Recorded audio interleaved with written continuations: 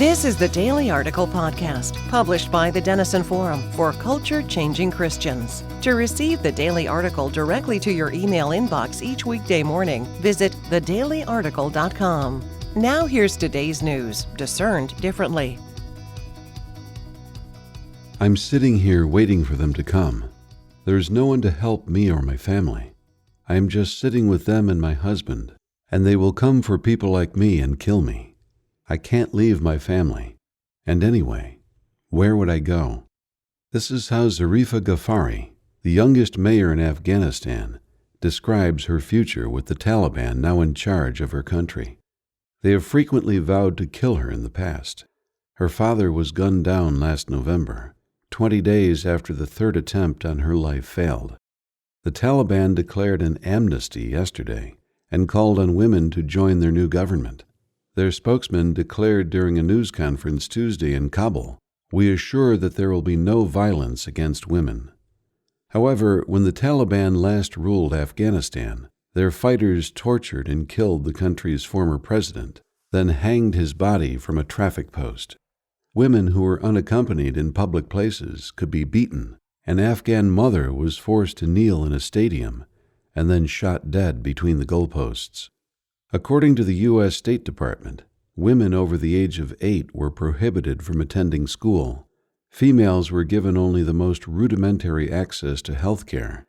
The Taliban raided and temporarily closed a foreign-funded hospital in Kabul because male and female staff allegedly mixed in the dining room and operating wards. Which should women and girls in Afghanistan believe? The future now promised by the Taliban, or the one predicted by their past? Soren Kierkegaard was right. Life can only be understood backwards, but it must be lived forwards. The crisis facing Afghanistan is a tragic object lesson in the importance of history to a culture and corresponding civilization. However, this lesson is not limited to Afghanistan. I believe there are principles to be learned that apply directly to America and our future in these critical days. As I noted earlier this week, the Taliban have been driven by a version of Islamic theology known as Deobandi. It excludes all studies and traditions not directly related to the study of the Quran. Crucially, it claims that the purity of the Quran and the practices of the Prophet Muhammad, known as the Sunnah, is the goal for which Muslim society should strive. In essence, the Taliban seek to create a culture mirroring the 7th century world in which Islam began. This worldview motivates their disparaging view of women, non-Muslims, infidels, and Muslims who disagree with them, apostates.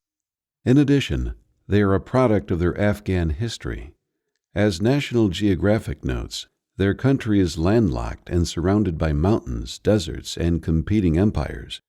It has been surrounded historically on the north by countries influenced by Russia, on the west by Iran and Persian influence, on the south by Pakistan and British influence, and on the east by Chinese influence. The Afghan people have been resisting foreign incursions for centuries, nearly all by non-Muslim powers. The Taliban have also thrived in rural areas neglected by governing elites in major cities. Their tribal culture is the product of their faith, their environment, and their history. Their governing approach in the future is likely to reflect these values, to the tragic detriment of women and all who oppose their puritanical version of Islam. Os Guinness is one of the most perceptive cultural analysts in the Christian world. His new book, The Magna Carta of Humanity, Sinai's Revolutionary Faith and the Future of Freedom, is a work I cannot recommend too highly. In it, he explains our cultural moment as a conflict between two versions of freedom: the 1776 American Revolution and its commitment to freedom within the Judeo-Christian worldview, and the 1789 French Revolution and its commitment to freedom within a radically secularist worldview. Guinness notes that the Russian and Chinese revolutions which followed the French shared its commitment to secularism. They also produced genuine totalitarianism and became the epitome of oppressive evil and the complete denial of liberty. These revolutions were overtly anti-biblical, anti-religious, and anti-Christian, and their overall record on freedom has been dismal. Their claims to be the true and reliable source of human freedom have been left in tatters by the history of the repressive secularist regimes in the 20th century and the slaughter of millions of their own citizens. Why is this history relevant to the current moment? Because there is a transformative movement afoot in America and the West that repudiates the 1776 American Revolution and seeks to remake our country along the secularist lines of the 1789 French Revolution. Guinness writes, "In the form of postmodernism, political correctness, tribal politics, and the extremes of the sexual revolution, the advocates of cultural Marxism and critical race theory are now posing serious threats not just to freedom and democracy, but to earlier understandings of humanity and the Western civilization itself." He calls this cultural climate change and warns that it is damaging the way we used to live and beginning to shape the way we need to live if humanity is to flourish. What does a biblical approach to a flourishing civilization look like? Let's identify 4 foundational commitments.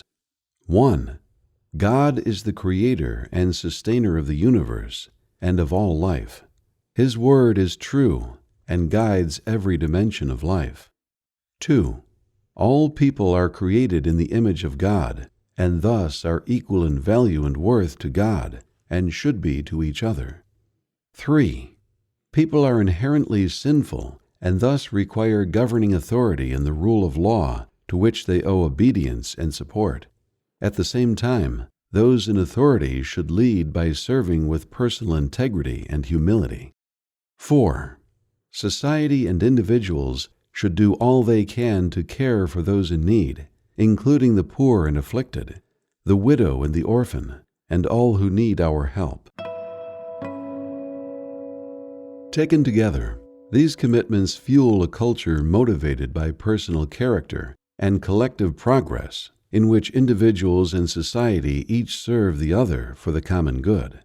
They clearly contradict the anti-religious French Revolution, the communist dictatorships of China, Cuba, and North Korea, the corrupt authoritarianism of contemporary Russia, and the secularist revolution currently sweeping the West.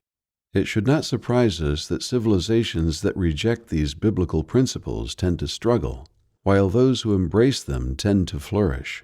This is not a health and wealth gospel, or a promise that people who live biblically will not suffer in our fallen world.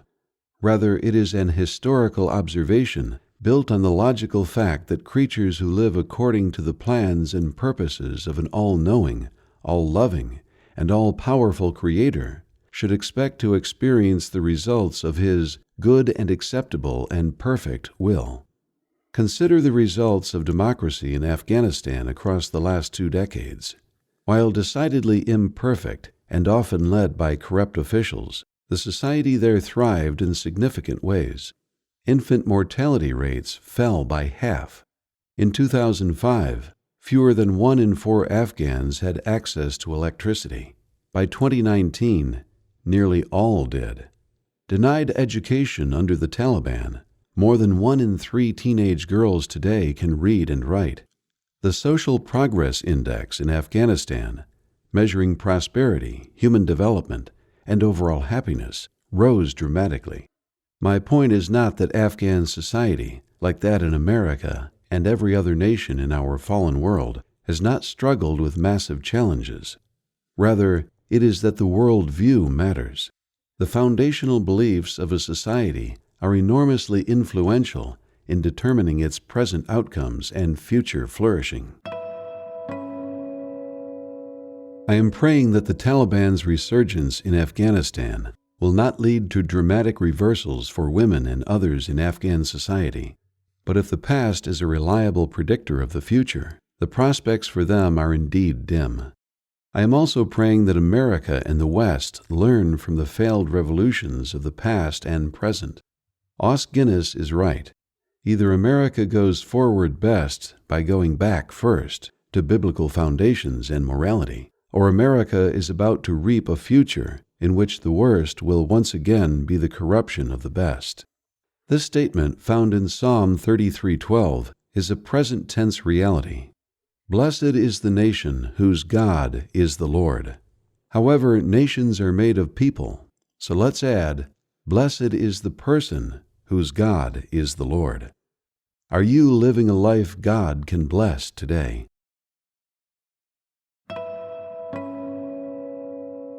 Everyone has questions about God and faith, and some are harder to answer than others. These are questions like, how will we be judged at the end of our lives? Will Christians have to give an account of every wrong word and thought, even if they have been confessed? Are things like COVID part of God's judgment on earth? Is God's judgment fair? Does God judge on the information we've been given? And if so, does that mean He is more lenient with the unreached?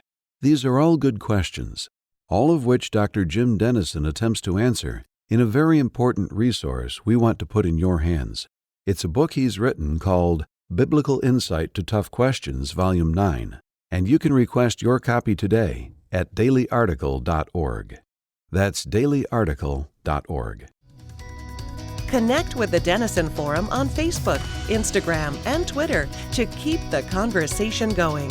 Thank you for listening to the Daily Article Podcast today.